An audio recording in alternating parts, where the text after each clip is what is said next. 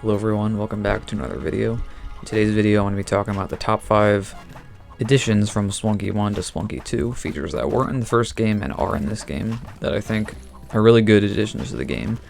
As usual with my list, they're not ranked in the list, it's just the top 5 things. If I forgot something, let me know, and also thanks for 5,000 subscribers, really appreciate that, and let's get into the list.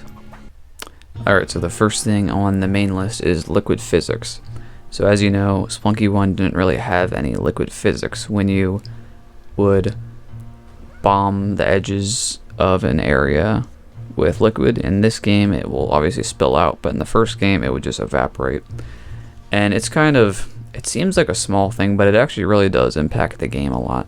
And when I first saw it in the trailers, I thought it was really interesting, because I never thought of that being a feature. But it definitely makes sense, and I think it's a cool feature that people just, I guess, forget about these days. But when you first saw it in the trailer, if you were a big fan of the series, it was kind of crazy to see. But anyway, that's the first thing on the list. So the second thing on the list is quests. And if you don't know what I mean by that, it's basically, for example, the quest for Sparrow. You steal an item, then you go to that place she's in, steal the Tusk idol, and you take all the money from Tusk's palace. Stuff like that, and obviously there's dialogue to go along with it. That really was not in the first game at all. And it's really interesting. I mean, I enjoyed making videos on it. I thought it was a really cool feature to add. Like the Jungle Sisters, Van Horsing, stuff like that. And to actually have quests in the game was just a really cool feature in my opinion. And yeah, hopefully if there's a third game, there's a lot more of that, because that was a really fun feature.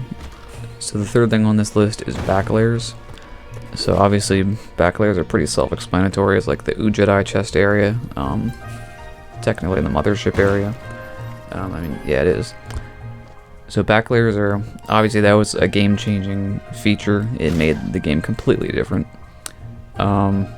I think it hasn't quite reached its potential yet, because it seems like most of the back layers are just the obvious things like the Jedi chest and the black market, and I feel like there's a lot of great mods with more level generation and stuff like that, and it adds a lot more back layer stuff, because I feel like most of the time when you go into a unique back layer, it just, there is maybe a crate and it's just like a 3x3 area. And if it's a large area, there's just nothing there usually. So I feel like it has not quite reached its potential yet, but it could definitely be a really amazing feature, more than it already is.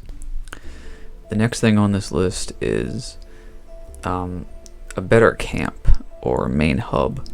So obviously there was already kind of a hub of the first game, but I would say in this game, I mean, I think it's called the camp. So the camp is really great in this game because it helps you familiarize yourself with the characters and the controls and stuff like that. The tutorial speedrun is there. I don't think that was a thing in the first game. And yeah, you couldn't speedrun it.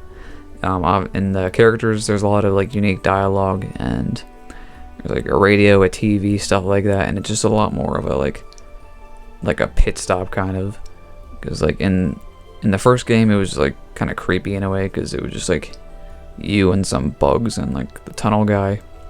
And also, if you unlock all the characters, you get the cardboard cutout thing. And I think it's just a great place to just kind of just chill in between runs. And so the last thing on this list is the Cosmic Ocean.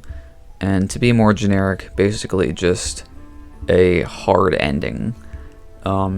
To me, since I'm not an expert at the game, like Twiggle or something, beating Hundun is basically the end for me, because I know I'm not going to beat the Cosmic Ocean. It's basically just the super hard ending that many people are probably not going to beat. Obviously, we don't play this game for an easy experience. It's not supposed to be easy. Roguelike games are never easy. There's not an easy mode, and Cosmic Ocean is basically just infinite levels. Not really, but it can feel that way. And if you're really up for the challenge, obviously, go ahead and try to beat it. That was something that Spelunky 1 did not have, and it is a great feature, to be honest with you. So yeah, that is my list.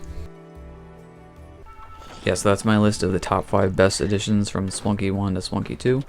Tell me if you think I missed something, if you disagree, agree, whatever, just comment it below. Follow my second channel, Twitter, maybe, if you're up for the task, and yeah, that's the end of this video. Thanks for watching.